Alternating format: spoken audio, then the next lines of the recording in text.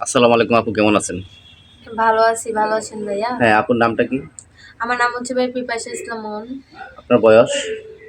এই তো 16-17 হইব আর কি।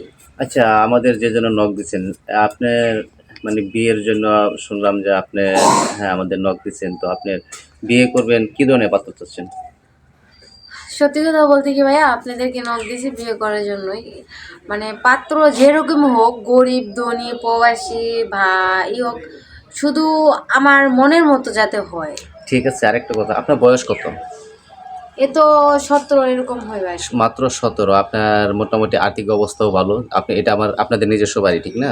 হ্যাঁ, এটা আমার নিজস্ব তো বাড়ি। যাই হোক, আপনার নিজস্ব বাড়ি, আপনার আর্থিক অবস্থা ভালো, তো এত অল্প বয়সেই তারপরে বিয়ের কথা কইতেছেন, তারপরে আবার অনলাইনের মাধ্যমে, এটা কারণটা কি? এটা কথা বলতে কি ভাইয়া, বিয়ে করাটা ছোটবেলা থেকে আমার অনেক শখ। আর ধরতে গেলে আমার আব্বা আম্মু কেউ নাই, আমার বড় একটা ভাই আছে, সে আচ্ছা, এখানে থাকে না, যেহেতু আমার একলাই থাকা লাগে। আর অনেক কষ্ট হয় আমার একলাই থাকতে, আর এই সব কিছু দেখাশোনা অনেক কন্ট্রোল করতে পারি না, তার জন্য আর কি অনলাইনে মানে নক দিছি অতি আপনাদেরকে। তাড়াতাড়ি বিয়ের ব্যবস্থা করতে হ্যাঁ। চাইতেছেন। তো আপনি এলাকায় কি কোথাও কোথাও বিয়ের প্রস্তাব প্রস্তাব আসে নাই? আপনাকে কেউ প্রেমের প্রস্তাব দেয় নাই এরকম? বা এলাকার প্রেমের কাউকে ভালো লাগে না?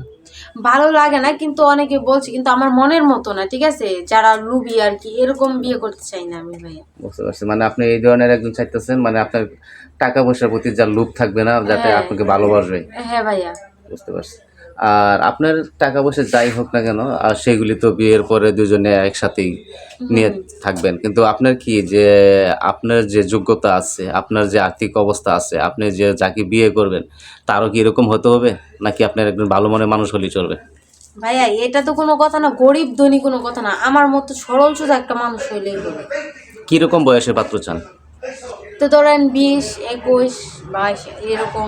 বেশি আর বয়স মানে আপনার সেম টু সেম। হ্যাঁ, যদি প্রবাসী হয় পাত্র? সমস্যা নেই, প্রবাসী হলেও সমস্যা নেই। প্রবাসী হলে সমস্যা নেই, দিলে আপনি যে ব্যবসা বাণিজ্য দেখশুন, এটা কি মানে বিয়ের পরে একসাথে থাকতে হইব নাকি হ্যাঁ, বিয়ের পরে সে প্রবাস থেকে চলে আসবে। ঠিক আছে আপু, তো ভালো থাকেন। আসসালামু আলাইকুম।